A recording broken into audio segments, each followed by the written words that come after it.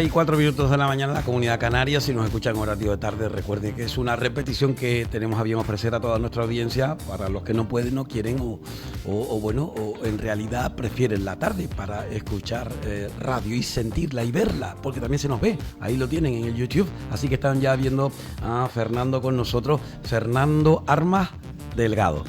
Pérez. Pérez. Fernando Armas Pérez. No sé por qué se nos metió nosotros los Delgado. No sé si a lo mejor es que estoy delgado. No sé. Bueno, porque como saben ustedes, insigne filólogo, pues adscrito al colegio Echeide. Ayer viniendo desde Ico del Alto, de ese acto que le decía antes a los oyentes, de homenaje a las ventas y tenderas y a los cochineros, con otro de los grandes, con el Javier Lima, que es profesor también de Geografía e Historia y un historiador, miembro también de la Asociación von Humboldt. Les decía yo dice, oye, Isidro, qué interesante que se vaya a proponer a los profesores el que hagan en clase, que los chicos escriban y que lean más, ¿no? Digo, bueno, pues ese es el proyecto que estamos viendo en este apartado con el amigo Fernando. Pues sí, es una gran oportunidad que me ofrece Radio Realejo y poco, no tengo sino muchas palabras de agradecimiento. Por eso quería hacerte hoy entrega de ese regalito, un detallito insignificante, pero bueno, para mí significa, es mi forma de agradecerte por la Bueno, pues muchas gracias. Aquí lo estamos abriendo para que vean. Y es una tacita que preciosa, ¿eh? Miren aquí, una tacita que la tendremos de ahora en adelante. Nosotros tenemos Beatles y vamos a combinarla. Enséñame a escribir para leerte mejor, ¿eh? Es el libro guía que nos presenta también el amigo Fernando Armas Pérez y que nosotros desde aquí pues alabamos, además con una Olivetti de toda la vida. De toda la vida, como así empecé a escribir yo también. Yo recuerdo de escribir más de un artículo del diario Aviso, incluso de noche. Yo decía, ay Dios mío, cerraba a cal y canto la habitación. Y seguro que pasaste los apuntes muchas veces. Sí, bueno, traca, como sé yo, ¿no? Muchísimas gracias, de verdad, Fernando. Muchas gracias. Bueno, y miren, ese es uno y este es otro. Miren qué bonito de ayer, que me dejaban precisamente arriba en el acto, en este caso también, mesa comunitaria, también a través del Ayuntamiento de Los Realejos. Ahí así la tienen, qué bonito, ¿no? El homenaje. Y miren, está la taza, ahora para verla cerca en el caso de Fernando. Muchas gracias, como digo. Los regalos siempre que digo que las mañas no pierdan, como dice el otro, ¿no? Pero sí, de antemano, el mejor regalo, y yo te lo agradezco muy mucho, es el que hacemos también, por supuesto, a toda la audiencia y sobre todo en pro. Yo, para comenzar solamente, cuando llegaba esta época del año, mi hija, que tiene 12 años, y también es más de letras, mi hijo Romén es más de ciencia, pero mi hija es más de letras, y ya está diciendo, los polígrafos hay que buscar el material escolar, el olorcito ese que se te mete, y los bolígrafos, escribir, que tengas varios bolígrafos que escriban, que bueno, pues eso es lo que se trata que los chicos se encariñen con la escritura, con la lectura, ¿no? Sí, por supuesto. Y el otro día, pues acabamos y dimos las primeras pinceladas de lo que era el programa, ¿no? Y se nos quedó en el tintero, por falta de tiempo, pues esa necesidad que tenemos nosotros como familia de fomentar en los niños el amor por la lectura y la escritura, por todos aquellos argumentos que dijimos. Y creo que eso es, pues, proporcionar el material es esencial. O sea, si los niños tienen el material pueden escribir, si no lo tienen no van a escribir. Claro. Eso sería el paso número 1, la motivación, el hecho de que ellos puedan redactar sin tantas correcciones, sin que nosotros pues intentemos corregirlos desde el principio, y establecer un horario en los que ellos pues en lugar de estar con una pantalla pues puedan dedicar un ratito a expresarse, a contar cosas de lo que les ha sucedido a lo largo del día, llevar un diario, por ejemplo, y en ver a los padres y a las madres pues leyéndoles cuentos. Si lo hacen desde muy pequeñitos, las posibilidades de que su hijo sea un buen lector, un buen escritor, son mucho mayores. El otro día lo decíamos, de hecho incluso qué bonito cuando alguien te ve y te dice, mira, escuché la entrevista con Fernando y te digo una cosa, creo que me lo voy a plantear, aunque sea alguna revista. Yo no soy mucho de periódicos, no soy de leer libros, pero sé que a mis hijos les hace falta. Voy a plantearme el comenzar a leer algo, que ellos me vean que yo estoy leyendo. Le digo, bueno, pues por algo se empieza, Fernando. Estamos ya con una persona que nos ha escuchado y que dice, oye, voy a dar un paso hacia adelante, ¿no? Sí, pero aparte, yo creo que el hecho lector no se tiene que restringir a un tema determinado. De hecho, sí, a los niños hay que dejarles leer libremente. al principio. Yo empecé a leer cómics. A Sí. mí mi afición por la lectura empezó con los cómics. ¿Te acuerdas de las colecciones de Don Mickey? Sí, claro. Pues esa fue una de mis primeras motivaciones.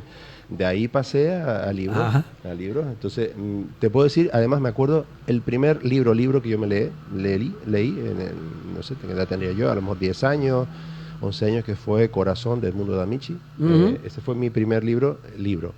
Y de ahí pues fue ya un impulso a la lectura. Dice Juan Diego que su hijo Mateo, que tiene ¿qué edad tiene Mateo ahora? 6 años, 6 años. pues está leyendo a Ibáñez, Claro. bueno, a la Ruda del Percebes, ¿no? Y Sí, todo lo que demás, ¿no? Mortadelo y Filemón. Hay Sí, muchísimas Tintín, colecciones. muchos de nosotros estuvimos Sí. con Tintín, con Asterix y Obelix, y bueno, con, supuesto. el Capitán Jabato, bueno, Claro, muchas claro, cosas. porque ahí un poco le estamos desarrollando el interés por entender que la lectura también es una forma de darte placer.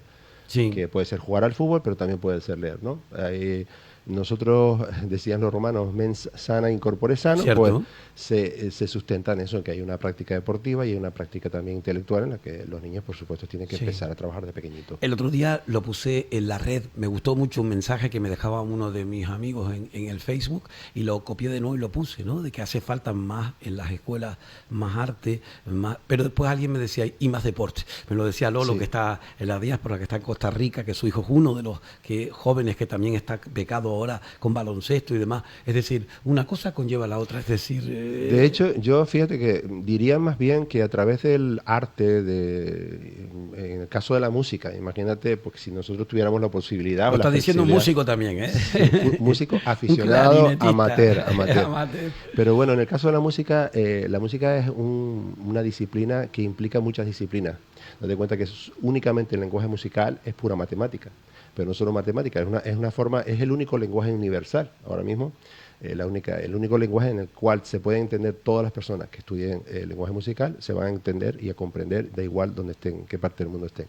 Es una forma de interpretar, de sacar nuestras emociones, como te dije, de las matemáticas, porque hay que dividir, subdividir, etcétera, etcétera. Es una forma de interpretar, y eso solo, e incluso después lo podemos unir con la historia, porque la historia de la música es la historia de la humanidad. Muy Entonces, incluso se podría unir a ciertas asignaturas como puede ser la historia. Si nosotros fomentáramos en las escuelas eso, si cada colegio y cada instituto de España tuviera una banda de música, una orquesta, yo creo que el país sería un muy buen país. Muy buen Seguro, país, seguro. Yo me viene ahora a la cabeza las palabras de un insigne director de coral y profesor de lengua, de medio latín y todo. Una persona que fue muy querida en Los Realejos, fallecido ya, pero que don Pedro Fuentes López, quien fuera también presidente del Círculo Vira y Clavijo, que él decía eso de que ¿en qué banda está? Porque dice, los chiquillos tenían una formación, Sí. tenían pues un talante diferente, ¿no? Sí, por supuesto. Todo yo lo noto también en clase. Cuando hay un niño que estudia en el conservatorio, es diferente. Sí. Es más complicado. Bueno, el otro día nos pasó, Fernando, un esquema y me dijo Isidro, si es posible que se pueda poner, aquellos que nos están escuchando por el audio, obviamente de la radio, se lo explicamos, pero los que nos están siguiendo por el YouTube e incluso por el Facebook, lo están viendo ahora, esa pirámide de Freytag. Sí, esa pirámide de Gustav Freytag, que es Ajá. un filólogo, un colega Sí. nuestro alemán del siglo XIX, nació a principios del siglo XIX. Freytag era principalmente dramaturgo, pero él hace un estudio de toda la obra clásica grecorromana, de la tragedia. Y de ese estudio se desprende que la literatura nuestra, nuestras narraciones se corresponden un poco a ese esquema que vamos a presentar y que luego a lo largo de los distintos programas iremos desgranando, ¿no? Bueno, muy bien. Cualquier historia de nuestra tradición occidental, y no quiero decir con esto a las familias de que sus hijos tengan que escribir de esta manera, pero sí les recomiendo que transmiten esta idea, porque es muy sencillo de entender. Para un niño es muy sencillo. Yo cuando les hablo de la estructura del relato, siempre les hago una comparación con la forma de hacer una tortilla. Tortilla de papas. ¿Qué ingredientes lleva una tortilla de papas?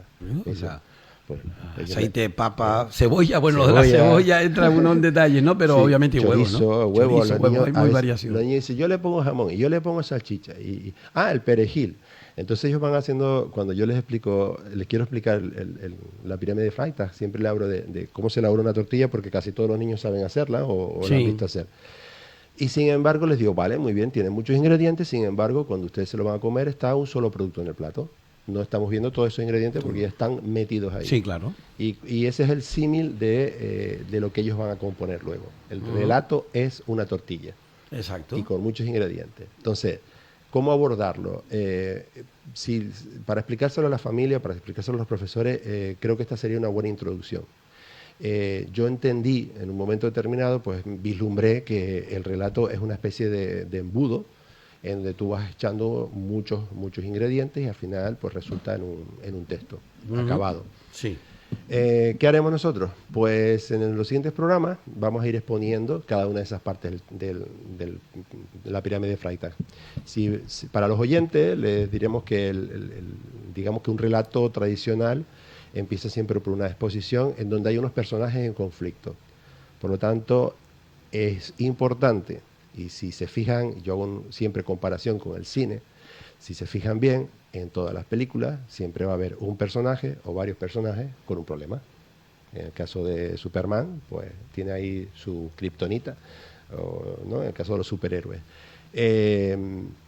Todos los relatos tienen personajes. Entonces, el próximo programa vamos a desgranar cómo se le da vida a un personaje. A un personaje. Vamos a crear un personaje. Exacto. Específicamente para lo que es el apartado. El relato, exacto. Vamos a intentar a ver si nuestros oyentes...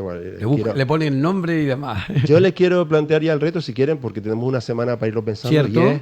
Y es que piensen en algunas cualidades psicológicas o incluso físicas de ese personaje, que lo vayan pensando. Sí. Y que intenten redactar una frase o dos frases en relación a esa cualidad sin nombrarla. Vamos a suponer que nuestro personaje sea una persona humilde, modesta. Vale, sin decir que es humilde y modesta, ¿cómo puedo darle a ver al lector que mi personaje es así? Pero también le voy a poner, segundo reto es que no utilicen el verbo ser ni el verbo tener. Pueden usar el resto de miles de verbos de la lengua española, pero eviten usar ser y tener, no porque no se puedan utilizar, ¿no? Si se puede utilizar, pero es una fórmula, un reto que va a despertar una manera distinta de enfrentarse a la hora de describir esas cualidades del personaje. Bueno, pues yo les recuerdo que tenemos un 678-472-702, nuestro WhatsApp, o también incluso a lo largo de la semana pueden enviarlo al correo de la radio, a radiorealejo@telefónica.net, o incluso, ahora mismo estamos en directo. Sí, si les apetece, por supuesto. Ahí 922-34-41-63. Pues dedicaremos un tiempo a la creación de personajes. Para mí es muy importante porque hay un montón de herramientas esa descripción que se puede hacer desde diferentes ópticas, ¿no? Puede ser el propio narrador, puede ser el propio personaje, puede ser otros personajes que lo definan, puede haber un diálogo o monólogo o diálogos narrativos en los cuales el personaje también aparezca, pues cuáles son sus cualidades. Es una actividad preciosa. Yo siempre le digo a los niños y yo le quiero decir también a la familia que es la mejor manera de jugar a ser Dios, porque vamos a crear vida. Es lo que estamos haciendo. Bueno, ese concepto de miurgo, de creación, de casi como Dios, ¿no? Que incluso lo llevó Unamuno al máximo exponente en ese sentido. Pasa que Unamuno al final después incluso hizo de Dios de los dos lados, digamos, dar vida y quitar vida también, ¿no? Sí. En Niebla. Sí, por supuesto. Cuando en nuestro reto creador, los personajes vivos pues van a vivir como vivimos nosotros. O sea, pueden sufrir adversidades también. De hecho, a veces hasta el lector va a agradecer que no sea todo positivo. Sí. Por ese carácter curioso, chismoso que tenemos los seres humanos, ¿no? De querer enterarnos donde...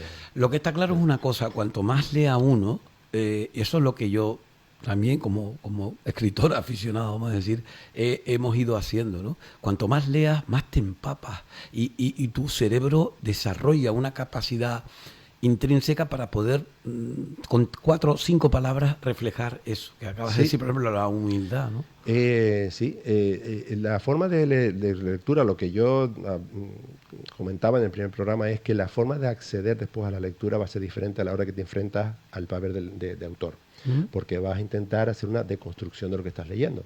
Estos elementos de la pirámide de Fractal que estoy diciendo, pues la exposición, probablemente estarás intentando analizar dónde está esa exposición, cuáles son los personajes, cuál es el conflicto. Sí, exacto. ¿Vale? Eso ya casi como quintiliano, ¿no? Sí. Decía el qué, quién, cómo, cuándo, dónde, por qué, ¿no?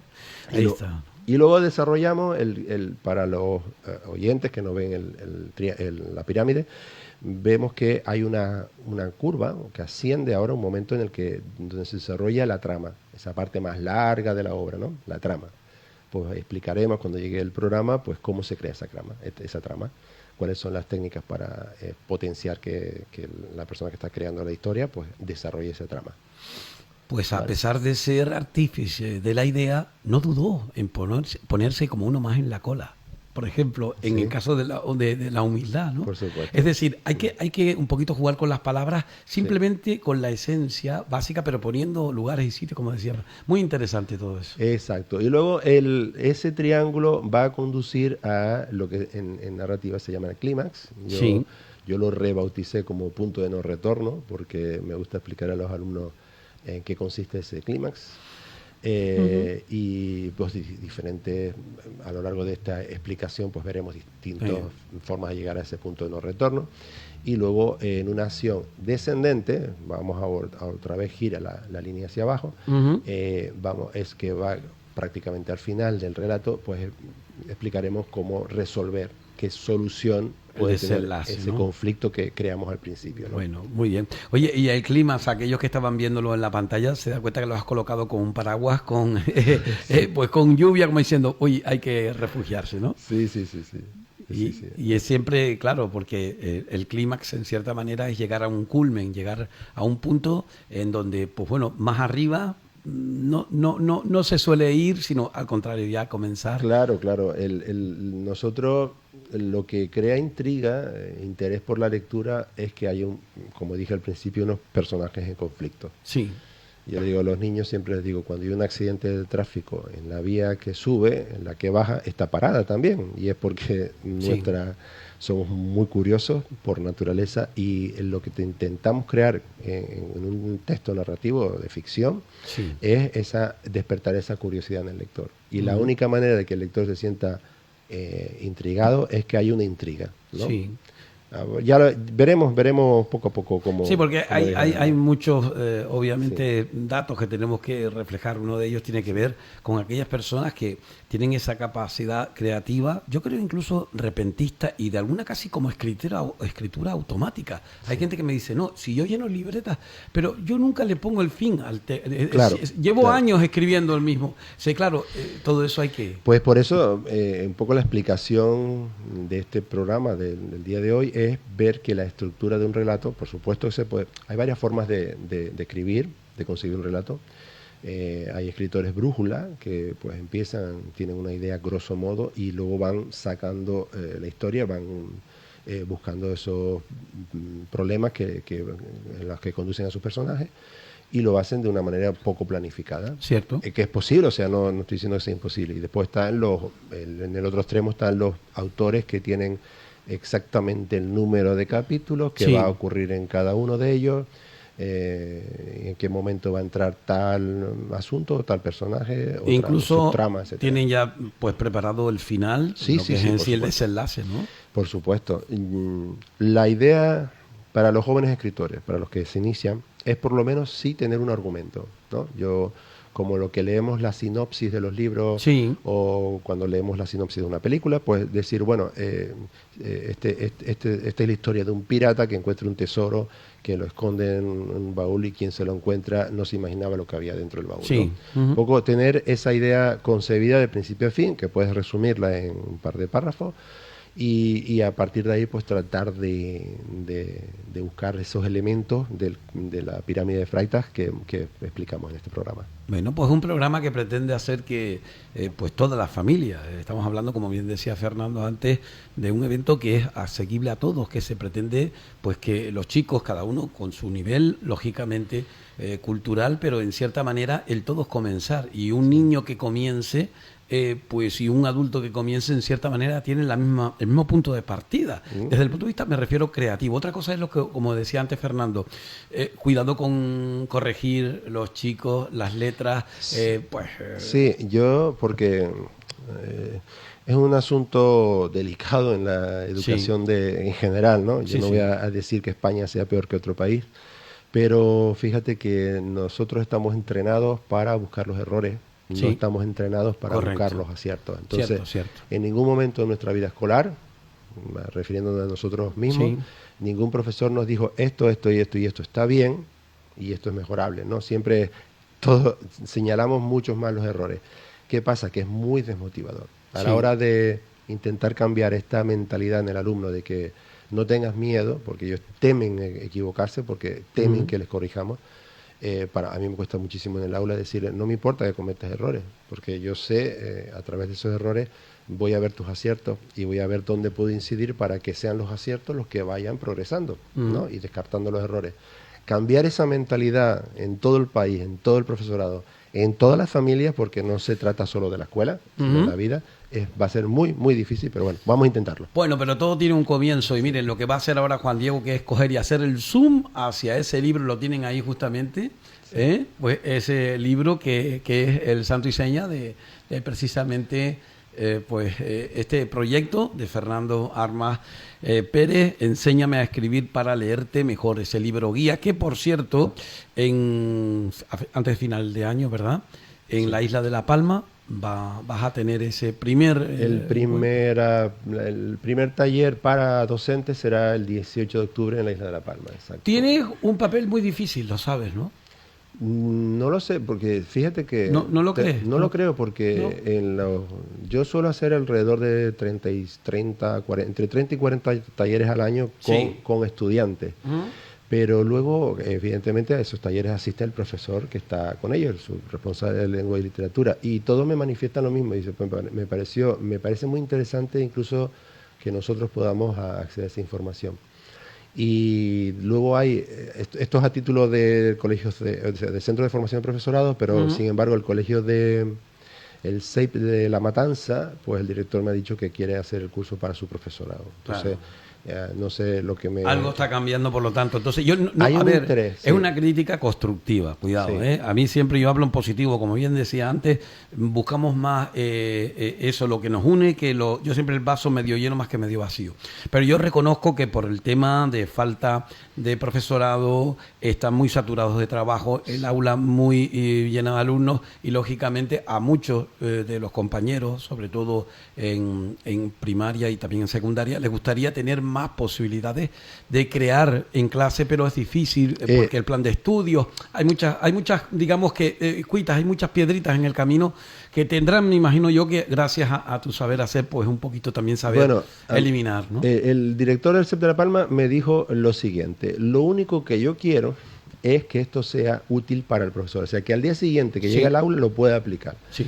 Y yo en eso me he aplicado. El libro guía, es un libro para, si quieres tenerlo ahí sobre la mesa y decir, bueno, hoy voy a dedicarme, como hablamos antes, a la creación del personaje literario, o quiero que los niños practiquen el diálogo narrativo, quiero que practiquen las acotaciones, o quiero que practiquen, o sea, algo práctico, que puedas dedicar un momentito a lo largo de la semana a hacer algo creativo. Yo lo enfoco desde esa perspectiva, o sea, ¿qué me es útil a mí como profesor en la escuela?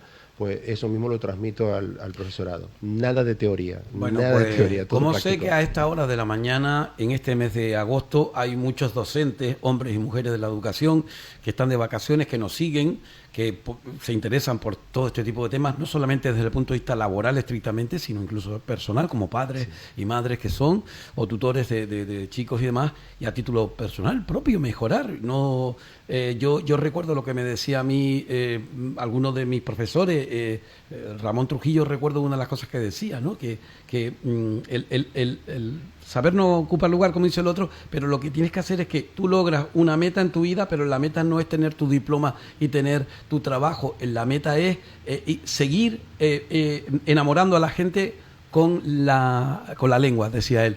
Seguir que la gente siga creyendo en esto, que esto tiene mucho todavía que aportar y mucho que descubrir. Claro, porque Ramón Trujillo pues es una máquina de la literatura y del lenguaje canario, y él sabía que con la experiencia es como realmente después vas a poder transmitir, ¿no? Porque si eres un profesor joven, al final te vas a ceñir al texto de lo que tengas, y cuando ya llevas muchos años, pues vas a ver un poquito por detrás, ¿no? Lo que hay por detrás del escenario.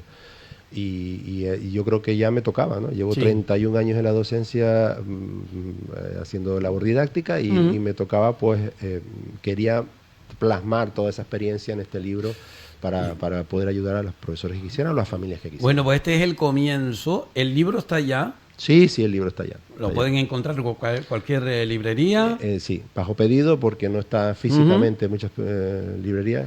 Pero, pues recuerden el nombre nuevamente, lo tienen justamente en pantalla. Aquellos que no, Enséñame a escribir para leerte mejor. Un libro guía de Fernando Armas Pérez, que está con nosotros, que sigue en este apartado y que posteriormente, cuando comencemos con Tanemir Canario, en horario ya de tarde, seguiremos hablando de todo ello, pues implicando a los centros educativos. De hecho, incluso le dije a Fernando, desde el momento en que se pueda acudir a un centro, que tú, pues ahí estaremos con nuestros micrófonos, con nuestras cámaras, para verlo, para sentirlo, como lo hemos venido haciendo. Este es un medio de comunicación que ha bebido mucho, tanto los otros compañeros como un servidor, hemos estado, yo tengo grabado a niños que ahora me ven y son casi ya abuelos, hace 33 años atrás, y tú dices, Dios mío, ¿no? Y claro, con unas personas buenísimas como enseñantes. Oiga, pues de eso, hay que creer en eso. Además, estoy totalmente de acuerdo con lo que decías antes. Seríamos un país mucho mejor, con más músicos, con más, ¿no? Con más artistas, más músicos, más filósofos, pues seríamos un mejor país, sin duda alguna. Bueno, y eso, pues como digo el otro, se puede ser pues escritor siendo pues y teniendo cualquier profesión. Por supuesto. Es decir, que lo de escritor y escritora, lo de lector, lectora. No tiene edad, no tiene una profesión determinada, todos podemos contribuir leyendo y escribiendo. Recuerden ustedes la máxima que un servidor un día hizo y escribió, y que mi hermana Remy, en paz descanse, le encantó, y era que le dice el libro a la radio: imagina conmigo y serás inmortal. Y es cierto, fíjense ustedes, la literatura, por mucho que nos han dicho, no que los libros, que si la inteligencia artificial, que eso, todo está ahí, pero el libro sigue estando presente. Y qué bueno es cuando alguien te llama la atención y te dice, oye, qué bueno ver a alguien en una sala de espera con un libro en la mano. Sí. Yo espero tener tiempito para llevar mi librito, siempre que puedo, ¿no? Pues de igual manera, prodigar a los chicos en la lectura, como nos decías, verlos tirados en otros países como tú visitaste. Sí. Eso me llama muchísimo la atención. Muy bien, pues se nos ha terminado el tiempo en el día de hoy con este apartado de Fernando. Muchísimas gracias. De todas formas, vamos a colgar también la fotografía de la pirámide de Freytag, y por supuesto los elementos de la estructura del relato. Quedó claro, creo yo. Y si no, mira, yo también aún les digo, vuelvan a escucharlo, vuelvan a verlo. Todo esto, yo tengo el blog también. Un taller literario en mi página web, fernandoarmas.com, que pueden consultar en cualquier momento. Hay muchos bien, trucos, pues, también ahí. Haremos pues acopio de todos esos datos para poder pues acercarnos a a la literatura, la cultura también de los libros, ¿no? Muchas gracias, Fernando. Gracias a ti. Hacemos un alto y ya entramos con pues más cosas en este espacio radiofónico.